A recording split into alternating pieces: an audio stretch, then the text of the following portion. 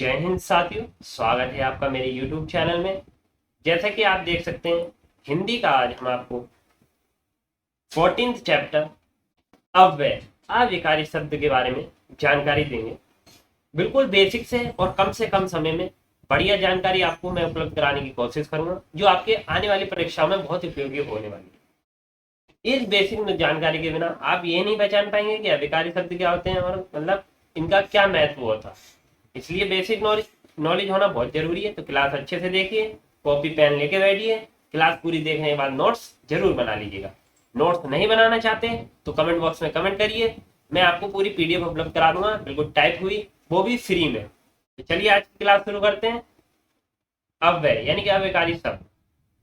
अव्यय शब्द क्या होते हैं? वे शब्द जो प्रत्येक स्थिति में अपनी मूल अवस्था में बने रहते हैं, अर्थात वह शब्द जिनमें लिंग वचन कारक पुरुष इत्यादि की उपस्थिति के कारण कोई विकार उत्पन्न ना हो, जैसे जब, तब, अभी, उधर, वहां, इधर, क्यों, वहां आदि शब्द। इन शब्दों से शब्दों में कोई विकार उत्पन्न नहीं होता। ठीक है, अव्यय यानी कि अविकारी शब्द। जैसे उदाहरण से देखिए, जब मैं मैच खेलता हूं तब बारिश आ जाती है।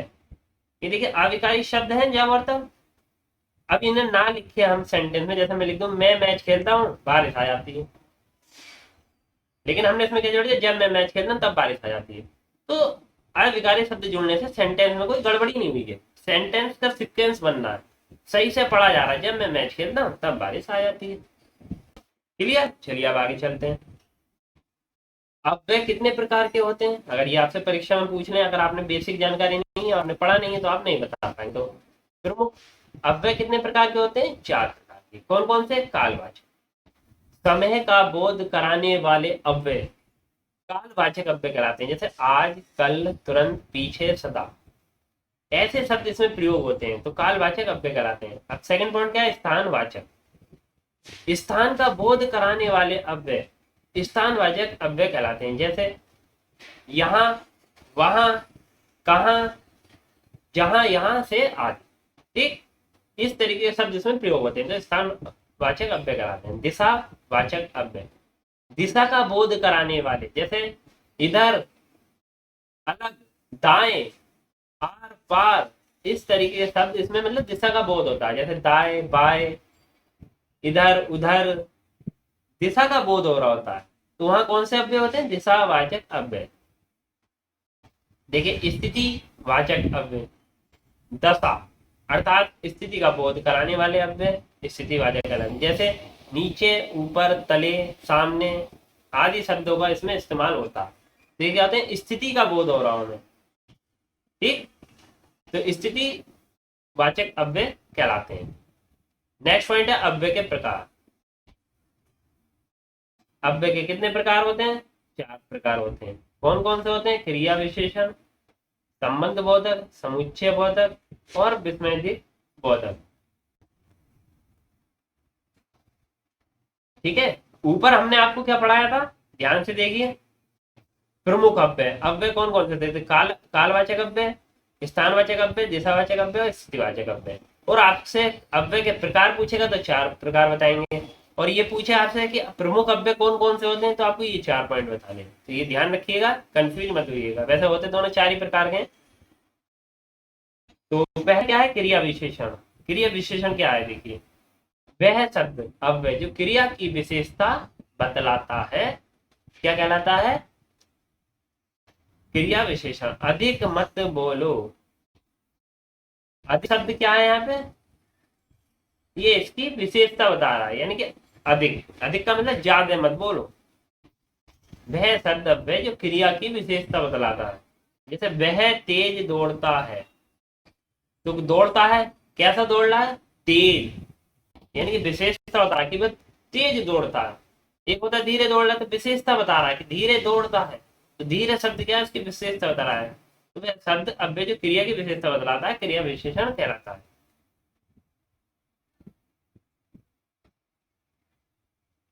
देखिए, क्रिया विशेषण के वर्गीकरण का आधार, मतलब क्रिया विशेषण को कितने भागों में बांटा जा सकता है? तो 3 प्रकार के, अर्थ के आधार पर, प्रयोग के आधार पर और रूप के आधार पर।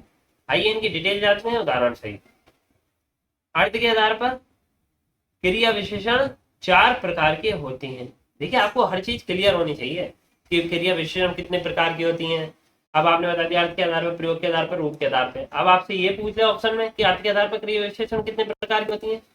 अगर आपने ये बेसिक नॉलेज नहीं, जानकारी नहीं करी है तो आप ऑप्शन 100% गलत करके आएंगे। इसलिए आपसे मैं कह रहा हूँ बेसिक जानकारी के लिए ये सब चैप्टर आप पढ़िए, उसके बाद मैं आपको प्रैक्टिस सेट लगाऊंगा। वहां ऐसे ऐसे क्वेश्चन आएंगे कि अर्थ के आधार पर क्रिया विशेषण कितने प्रकार के होते हैं, अर्थ के आधार पर कौन सा क्रिया विशेषण है, निम्न में से पहचानिए। जब आपको जानकारी होगी तभी आप पहचान पाएंगे। तो चलिए, अर्थ के आधार पर क्रिया विशेषण कितने प्रकार के होते हैं? 4 प्रकार के। कौन कौन से? स्थानवाचक, कालवाचक, रीतिवाचक और परिमाणवाचक। स्थानवाचक में क्रिया विशेषण क्या है? जिसमें स्थान का बोध हो। ठीक है, अब हम डिटेल से बता देते हैं आपको। स्थानवाचक में होता है कि स्थान का बोध होता है, कालवाचक में आपका काल का, रीतिवाचक में रीति का, परिमाण में परिमाणवाचक। अभी मैं डिटेल से बताता हूँ नीचे आपको। स्थानवाचक क्रिया विशेषण के प्रकार कितने प्रकार के होते हैं? 2 प्रकार के। हर पॉइंट पता होना चाहिए कि स्थानवाचक क्रिया विशेषण बोल आपसे कितने प्रकार के होते हैं। तो आपने पढ़ा ही नहीं होगा, कहां से बताएंगे। तो क्रिया स्थानवाचक क्रिया विशेषण 2 प्रकार के।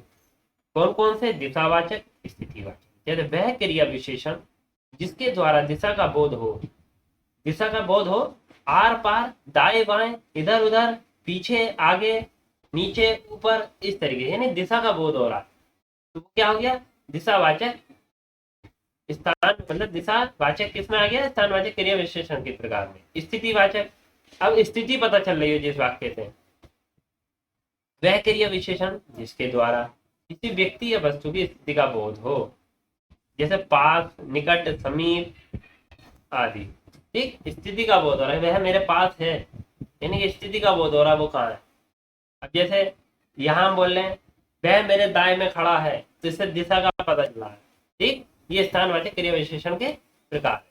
चलिए आगे चलते हैं। कालवाचक क्रिया विशेषण, दूसरा पॉइंट क्या था इसका? कालवाचक क्रिया विशेषण वह क्रिया विशेषण जिसके द्वारा निश्चय या अनिश्चय, कारण, निषेध इत्यादि का बोध हो, जैसे ऐसा, वैसा, अवश्य आदि। ऐसा व्यक्ति कहाँ है? ऐसा व्यक्ति मैंने कभी नहीं देखा। जैसे कहने का इसका तात्पर्य है वह क्रिया विशेषण जिसके द्वारा निश्चय, अनिश्चय, कारण, निषेध इत्यादि का बोध हो। ठीक है, तो वो क्या उदाहरण इसमें किस शब्दों का प्रयोग होता है? जैसे ऐसा, वैसा, अवश्य आदि शब्दों का प्रयोग होता है। तो ये क्या होते हैं? कालवाचक क्रिया विशेषण। कालवाचक क्रिया विशेषण के प्रकार कितने होते हैं? समयवाचक, अवधिवाचक, आवर्तीवाचक। आज, कल, अभी, तुरंत, कब, तब आदि। ठीक,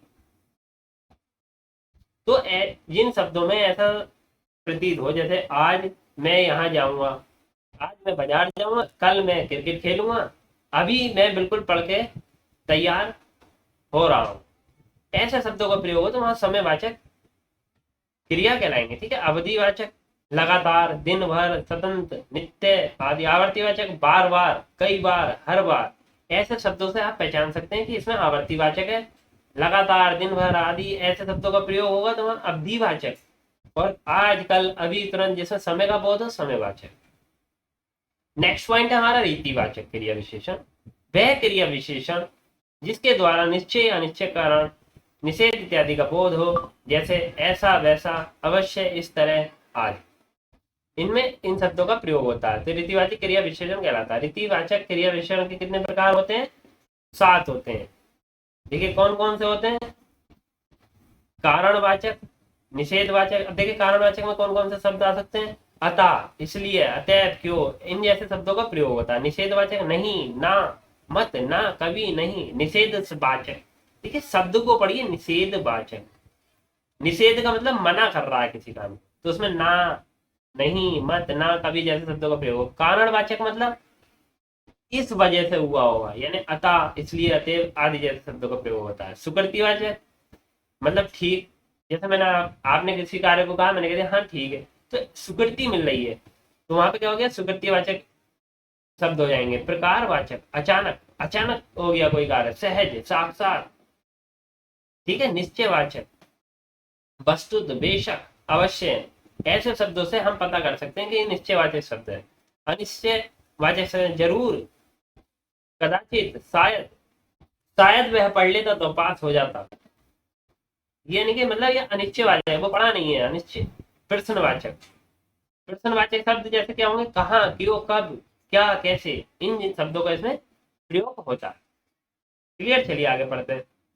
परिमाणवाचक क्रिया विशेषण, वह क्रिया विशेषण जिसके द्वारा परिमाण, मात्रा का बोध हो, जैसे बहुत, अधिक, थोड़ा, कितना आदि।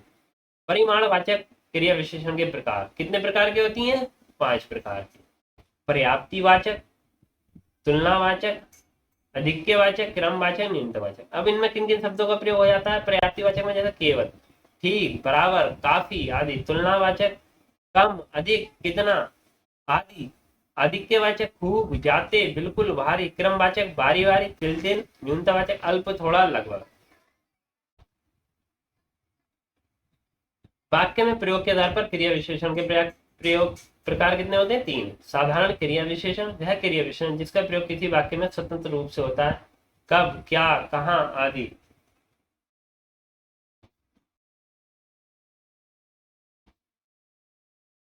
सेकंड पॉइंट है, देखिए, संयोजक क्रिया विशेषण, वह क्रिया विशेषण जो उपवाक्यों से संबंधित हो, जैसे जब, तब, जहां, वहां।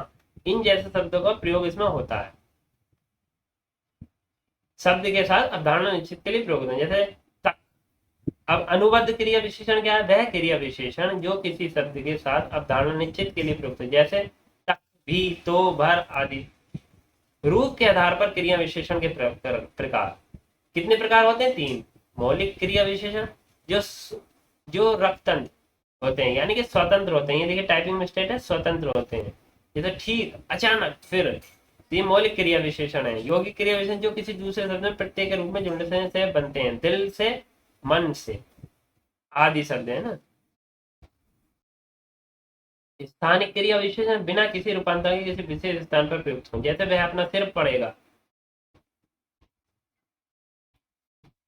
ठीक, इन इन शब्दों का प्रयोग होता है, जैसे स्थानिक, बिना किसी रूपांतर के किसी विशेष स्थान पर प्रयुक्त हो, जैसे वह अपना सिर पड़ेगा। सिर कौन पड़ता? लेकिन इन शब्दों का प्रयोग हो रहा है, यानी कि स्थानिक क्रिया विशेषण। संबंधवाचक अव्यय, वह अव्यय जिसके द्वारा दो या दो पदों के बीच परस्पर संबंध सूचित किया जाता है, जैसे भर, आगे, बराबर आदि।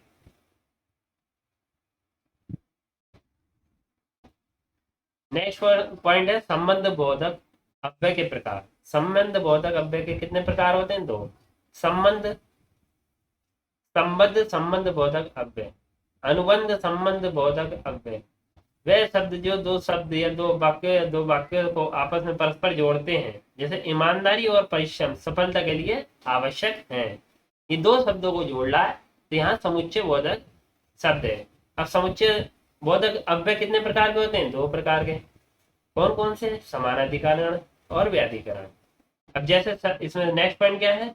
विस्मय भौतिक अव्यय, वह अव्यय जिसके द्वारा हर्ष, शोक, घृणा, विस्मय भाव को प्रकट किया जाता है, तथा जिनका संबंध वाक्य के किसी पद से नहीं होता, जैसे अरे क्या तुम घर नहीं गए, मतलब विस्मय का भाव प्रकट होता है वहां पे।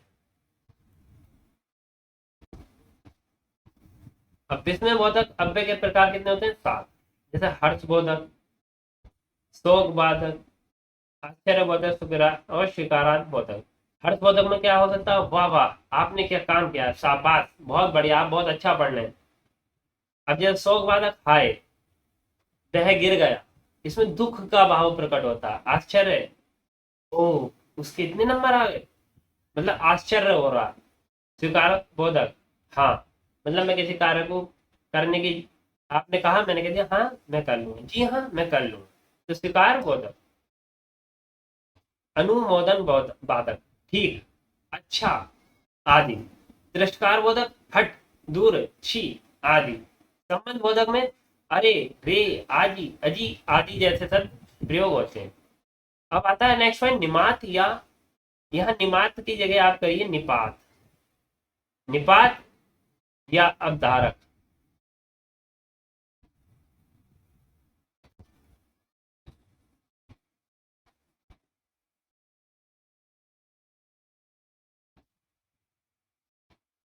देखिए निपात या अवधारक, निपात या अवधारक के पद हैं जिनका कोई स्वतंत्र अर्थ नहीं होता है, जैसे हाँ, जी हाँ, जी, काश आदि। निपात कितने प्रकार के होते हैं? देखिए 9 प्रकार के होते हैं। कौन कौन से होते हैं? सुकृति बोधक। इसमें कैसे शब्द आते हैं? हाँ, जी हाँ। नकारात्मक जैसे ना, नहीं, जी नहीं। निषेधात्मक जैसे मत। उदाहरण है इसका ये, यहाँ मत आओ। प्रश्नवाचक इसमें क्वेश्चन पूछे जाते हैं, क्या, क्यों आदि जैसे। इसमें प्रश्न हो रहा होगा आपसे। ये निपात के उदाहरण है। तुलना बोधक जैसे सा। अभी इसका उदाहरण है, बंदर सा कूदना ठीक नहीं है। आदर बोधक जैसे जी। उदाहरण है इसका, जी मैं ही चला जाऊंगा। विस्मय बोधक, काश मैं खेल पाता। काश शब्द कैसा है? विस्मय बोधक, मतलब विस्मय उत्पन्न हो रहा है इसका। सीमावाचक जैसे तक, घर, केवल, मात्र आदि। बलार्थ जैसे ही, भी। उदाहरण इसका कैसा हो सकता है? उसे मरना ही था। ये इसके उदाहरण हैं। इस चैप्टर में जितनी भी जानकारी जरूरी थी वो मैंने सब आपको दे दी है। एक एक पॉइंट मैंने आपको इसमें क्लियर कर दिया है कि क्या क्या इसमें है। निपात कितने प्रकार के होते हैं, और मतलब आपके एक अव्यय कितने प्रकार के होते हैं, अर्थ के आधार पर कितने प्रकार के होते हैं। एक एक पॉइंट आपको क्लियर करने की कोशिश की। उम्मीद करता हूँ क्लियर हुआ होगा। क्लास देखने के बाद आप इसके नोट्स जरूर बना लीजिएगा। नोट्स नहीं बनाना चाहते तो मेरे कमेंट बॉक्स में कमेंट करिएगा, मैं टेलीग्राम पे आपको इसके नोट्स उपलब्ध करा दूंगा, वो भी फ्री में। चलिए मिलते हैं नेक्स्ट वीडियो में, आज के लिए इतना ही। और क्लास पसंद आई हो तो ज़्यादा से ज़्यादा बच्चों को शेयर कीजिएगा। शेयर करने में बिल्कुल भी कंजूसी